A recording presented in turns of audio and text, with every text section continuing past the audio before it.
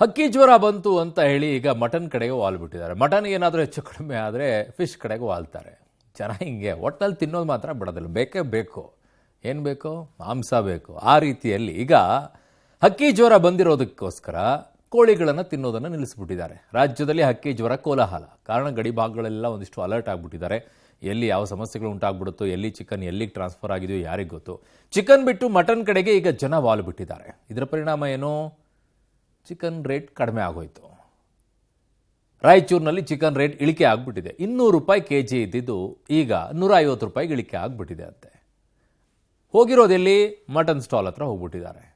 200 ರೂಪಾಯಿ ಇದ್ದಂಥ ಚಿಕನ್ ಬೆಲೆ ಈಗ 150 ರೂಪಾಯಿ. ಮಟನ್ ಸ್ಟಾಲ್ ಕಡೆಗೆ ಹೋಗ್ಬಿಟ್ಟು ಮಟನಲ್ಲಿ ಸಿಕ್ಕಾಪಟ್ಟೆ ಡಿಮ್ಯಾಂಡ್ ಅಂತೆ ಈಗ.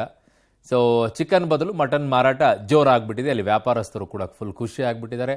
ತಿನ್ನೋರು ಈಗ ತೊಗೊಂಡು ಹೋಗ್ತಾ ಇದ್ದಾರೆ. ಹಕ್ಕಿ ಜ್ವರದ ಟೆನ್ಷನ್ನಲ್ಲಿ ಹೋಟೆಲ್ಗಳು ಕೂಡ ಖಾಲಿ ಆಗ್ತಾ ಇದೆ. ಯಾಕೆ ಬೇಕು ಸಹವಾಸ? 1-2 ತಿಂಗಳು ತಿಂದೇ ಇದ್ರೆ ಒಳ್ಳೆಯದು ಅನ್ನೋ ರೀತಿಯಲ್ಲಿ ಈಗ ಹೋಟೆಲ್ಗಳಿಗೆ ಹೋಗ್ತಾ ಇಲ್ವಂತೆ. ಇನ್ನು ಮಡಿಕೇರಿಯಲ್ಲೂ ಕೂಡ ಹೋಟೆಲ್ ಉದ್ಯಮ ಸ್ವಲ್ಪ ಡಲ್ ಆಗಿದೆ ಅಂತಿದ್ದಾರೆ. ಇದರ ಎಫೆಕ್ಟ್ ಯಾವುದರಿಂದ? ಹಕ್ಕಿ ಜ್ವರದಿಂದಾಗಿ. ಚಿಕ್ಕಬಳ್ಳಾಪುರದಲ್ಲಿ ಹಕ್ಕಿ ಜ್ವರ ಆಗಿರೋ ಪರಿಣಾಮವಾಗಿ ಅಲರ್ಟ್ ಆಗಿದ್ದಾರೆ. ಬಳ್ಳಾರಿಯಲ್ಲೂ ಕೂಡ ಅದೇ ರೀತಿಯಾಗಿ, ಹಾವೇರಿಯಲ್ಲೂ ಕೂಡ ಅದೇ ರೀತಿಯಾಗಿ ಕಾಣಿಸಿಕೊಳ್ತು. ಸಂತೆಗಳಲ್ಲಿ ನಾಟಿ ಕೋಳಿಗಳ ಮಾರಾಟ ನಡೀತಾ ಇದೆ ಅಂತೆ. ಹೀಗೆ ನೋಡಿ. ಕೋಳಿಗೆ ಕಂಟಕ, ಜನಾತಂಕ. ರಾಯಚೂರಿನಲ್ಲಿ ಚಿಕನ್ ಬೆಲೆ ಇಳಿಕೆ. ಚಿಕನ್ ಬಿಟ್ಟು ಮಟನ್ನತ್ತ ವಾಲಿದರ ಜನ. ರಾಜ್ಯದಲ್ಲಿ ದಿನೇ ದಿನೇ ಹಕ್ಕಿ ಜ್ವರದ ಭೀತಿ ಹೆಚ್ಚಾಗುತ್ತಲೇ ಇದೆ. ಆಂಧ್ರ ಪ್ರದೇಶ, ತೆಲಂಗಾಣದಲ್ಲಿ ಹಕ್ಕಿ ಜ್ವರದ ತೀವ್ರತೆ ಹೆಚ್ಚಾದ ಹಿನ್ನೆಲೆಯಲ್ಲಿ ಗಡಿ ಜಿಲ್ಲೆ ರಾಯಚೂರಿನ ಮಾನ್ವಿ ತಾಲೂಕಿನಲ್ಲಿ ಏಕಾಏಕಿ ವಿವಿಧ ಪ್ರಭೇದದ ಪಕ್ಷಿಗಳು ಸಾವನ್ನಪ್ಪುತ್ತಿರೋದು ಆತಂಕ ಹೆಚ್ಚಿಸಿದೆ. ಪಕ್ಷಿಗಳ ದಿಢೀರ್ ಸಾವು ಇನ್ನೂ ನಿಗೂಢವಾಗಿದೆ. ಹೀಗಾಗಿ ಆತಂಕದಲ್ಲಿರುವ ಜಿಲ್ಲೆಯ ಜನ ಕಿರಿಕಿರಿ ಯಾಕೆ ಅಂತ ಚಿಕನ್ ತಿನ್ನೋದನ್ನು ಕಡಿಮೆ ಮಾಡಿ ಮಟನ್ ಕಡೆಗೆ ವಾಲಿದ್ದಾರೆ. ಈ ಮೊದಲು ಕೆಜಿಗೆ 200 ರೂಪಾಯಿ ಇದ್ದ ಚಿಕನ್ ಈಗ 150-160 ರೂಪಾಯಿಗೆ ಮಾರಾಟವಾಗ್ತಾ ಇದೆ. ಅದರ ಬಂದ ಮೇಲೆ ಭಾಳ ಕೋಡಿ ಸತ್ತೋಗ್ಯಾರ. ಅಸಲಾಗಿ it's a just called like a bird flu. ಇಲ್ಲಿ ರಾಯಚೂರಿನಲ್ಲಿ ಎಕ್ಸ್ಪೆಕ್ಟೆಡ್ ಇದೆ, ಬಟ್ ಅಸಲಾಗಿ ಅದು ರೇಟ್ ಕಡಿಮೆ ಆಗಿಬಿಟ್ಟದ. ನೋಡಮ್ಮ, ಅದನ್ನು ನಾವು ಕಂಟಿನ್ಯೂ ತಿನ್ನಕತ್ತೀನಿ. ರಂಜಾನ್ ಸ್ಟಾರ್ಟ್ ಆಗ್ಯದ ನಮ್ಮದು. ರಂಜಾನ್ನಲ್ಲಿ ಭಾಳ ನಾವು ಚಿಕನ್ ಮಟನ್ ಯೂಸ್ ಮಾಡೋದು. ಅಸಲಾಗಿ ಮುಂದೆ ಏನಾದ ಏನು ಅದು ನ್ಯೂಸ್ ಬಂದಿಲ್ಲ ಇನ್ನು ರಾಯಚೂರಿನಲ್ಲಿ. ಜಿಲ್ಲೆಯಲ್ಲಿ ಬೆರಳೆಣಿಕೆಯಷ್ಟು ಕೋಳಿ ಫಾರಂಗಳಿದ್ದು ಮಾಲೀಕರು ಮುನ್ನೆಚ್ಚರಿಕೆ ವಹಿಸಿದ್ದಾರೆ. ಹೀಗಾಗಿ ಯಾವುದೇ ತೊಂದರೆಯಾಗಿಲ್ಲ. ಆದರೆ ಗ್ರಾಮೀಣ ಭಾಗದಲ್ಲಿ ರೈತರು ಉಪಕಸುಬಿನ ರೀತಿಯಲ್ಲಿ ಸಾಕಿದ್ದ ಕೋಳಿಗಳಲ್ಲಿ 1-2 ಏಕಾಏಕಿ ಸಾವನ್ನಪ್ತಾ ಇವೆ. ಕೋಳಿಗಳ ಸಾವಿನ ಕಾರಣ ತಿಳಿಯದೆ ಜನ ಕಂಗಾಲಾಗಿದ್ದಾರೆ.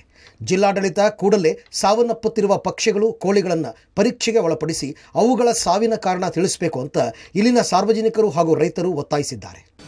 ಒಂದು ರಾಯಚೂರು ಜಿಲ್ಲೆಯಲ್ಲಿ ವಿಶೇಷವಾಗಿ ಗ್ರಾಮೀಣ ಪ್ರದೇಶದಲ್ಲಿ ಜವರಿ ಕೋಳಿಗಳನ್ನು ಸಾಕಿರ್ತಾರೆ. ಅವೆಲ್ಲ ಕೋಳಿಗಳು ಇವತ್ತು ಸಾಯಕತ್ತೇವೆ. ಪಕ್ಷಿಗಳಿಗೂ ಆ ಒಂದು ಅಕ್ಕಿ ಜ್ವರ ಬಂದು ಸಾಯ್ತದೆ ಅಂತೇಳಿ ಮಾಹಿತಿ ಇರ್ತಕ್ಕಂಥದ್ದು. ಕಾರಣ ಏನಂತ ಗೊತ್ತಿಲ್ಲ. ಇದರಿಂದ ಇವತ್ತು ಗ್ರಾಮೀಣ ಪ್ರದೇಶದಲ್ಲಿರ್ತಕ್ಕಂಥ ಜನರು ಆತಂಕಕ್ಕೆ ಒಳಗಾಗಿದ್ದಾರೆ. ಹೀಗಾಗಿ ಜಿಲ್ಲಾಡಳಿತ ತಕ್ಷಣ ಈ ಬಗ್ಗೆ ಸೂಕ್ತ ಕ್ರಮ ಕೈಗೊಂಡು ಇವತ್ತು ಪಕ್ಷಿಗಳು ಮತ್ತು ಕೋಳಿಗಳು ಯಾವ ರೀತಿ ಸಾಯ್ತಾವೆ ಮತ್ತು ಯಾವ ವೈರಸ್ಲಿಂದ ಸಾಯ್ತಾವೆ ಅಂತೇಳಿ ತಕ್ಷಣ ಒಂದು ಅಧ್ಯಯನ ಮಾಡಿ ಒಂದು ವರದಿಯನ್ನು ಕೊಟ್ಟರೆ ಮಾತ್ರನೇ ಇವತ್ತು ಜನರಿಗೆ ಅದ್ರ ಬಗ್ಗೆ ಒಂದಿಷ್ಟು ಗೊತ್ತಾಗ್ತದೆ. ಹಕ್ಕಿ ಜ್ವರದ ಟೆನ್ಷನ್. ಹೋಟೆಲ್ಗಳು ಖಾಲಿ. ಮಡಿಕೇರಿಯಲ್ಲಿ ಹೋಟೆಲ್ ಉದ್ಯಮ ಡಲ್. ಮಡಿಕೇರಿಯಲ್ಲಿ ಕೋಳಿ ಉದ್ಯಮವನ್ನೇ ನಂಬಿಕೊಂಡು ಇರುವವರ ಮೇಲೆ ಆರ್ಥಿಕ ಸಂಕಷ್ಟ ಬೀರ್ತಾ ಇದೆ. ಈ ನಡುವೆ ನಾನ್ ವೆಜ್ ಹೋಟೆಲ್ಗಳಿಗೂ ಹಕ್ಕಿ ಜ್ವರದ ಭೀತಿ ಎದುರಾಗಿದ್ದು ಹೋಟೆಲ್ಗಳು ಖಾಲಿ ಹೊಡಿತಾ ಇವೆ. ಇತ್ತ ಕೋಟೆನಾಡು ಚಿತ್ರದುರ್ಗದಲ್ಲೂ ಹಕ್ಕಿ ಜ್ವರದ ಆತಂಕ ಶುರುವಾಗಿದೆ.